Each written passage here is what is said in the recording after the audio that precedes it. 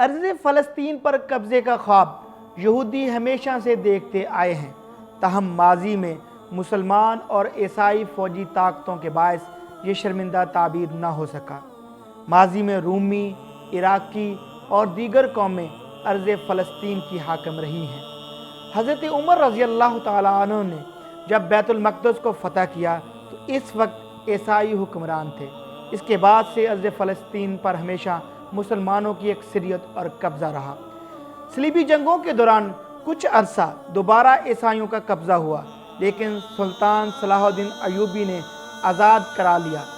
بعد ازاں فلسطین 4 صدیوں تک سلطنت عثمانیہ کا حصہ رہا۔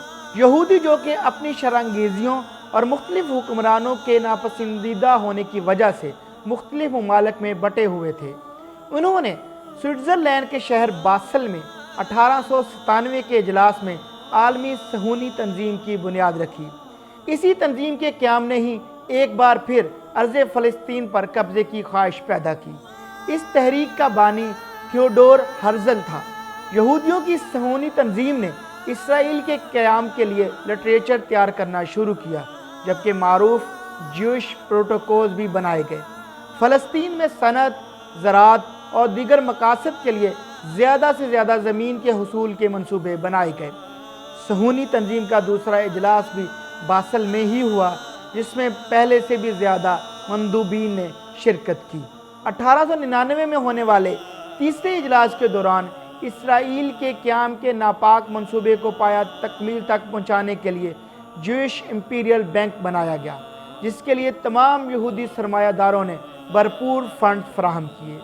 اس بینک اور جوئش نیشنل فنڈ کی بدولت یہودیوں نے فلسطین میں خفیہ طریقے سے زمینیں خریدنی شروع کی۔ 1890 تک فلسطین میں صرف 12,000 یہودی آباد تھے، جو کہ چند سالوں کے اندر 80,000 ہو گئے۔ دنیا کے ہر حصے میں موجود یہودیوں نے علیحدہ صہیونی ریاست کے قیام کو اپنی زندگیوں کا مقصد بنا لیا۔ اس دوران یہودیوں نے سلطنت عثمانیہ کے سلطان عبدالحمید کو باقاعدہ آباد کاری کی درخواست بھی دی۔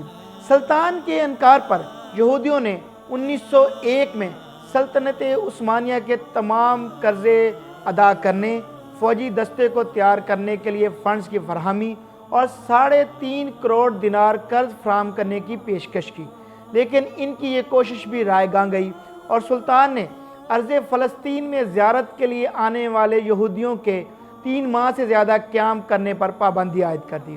اب یہودیوں کی سازشوں کا نشانہ سلطنت عثمانیہ تھی۔ ترکی پر 1911 میں جنگ طرابلس اور اگلے ہی سال 1912 میں جنگ بلقان مسلط کی گئی۔ سلطنت عثمانیہ کو جنگ عظیم اول میں الجھایا گیا۔ برطانیہ نے صہیونی تنظیم سے 2 نومبر 1917 کو بدنام زمانہ خفیہ معاہدہ کیا۔ اسے تاریخ میں اعلان بالفور کے نام سے یاد کیا جاتا ہے۔ یہودی سرمایہ دار اور بینک آف انگلینڈ کے بانی روتھ شیلڈ نے اس خفیہ دستاویز پر دستخط کیے۔